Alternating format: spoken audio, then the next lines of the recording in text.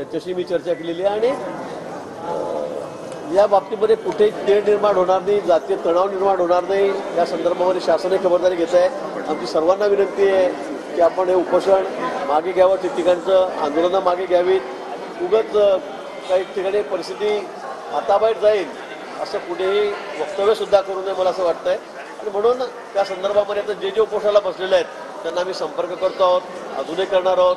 आवश्यकता असेल तर त्या ठिकाणी आम्ही जाऊन ते उपोषण कसं संपेल, उपोषण त्या ठिकाणी कसं थांबवता येईल सर्वांची समजूत घालून यासाठी आमचा प्रयत्न आहे।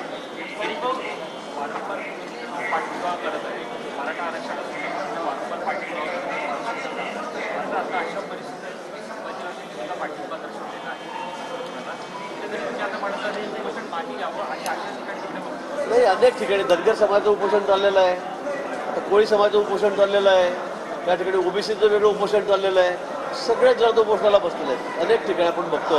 म्हणून मला वाटतं की हा प्रश्न नियमानुसार सुटणार आहे, कायद्याने सुटणार आहे। त्यामुळे उपोषण करून आपली तब्येत खराब करून घ्यावी आणि त्यामुळे मग ठिकठिकाणी जातीय तणाव निर्माण होतोय, मला वाटतं हे होता कामा नये अशी शासनाची भूमिका आहे।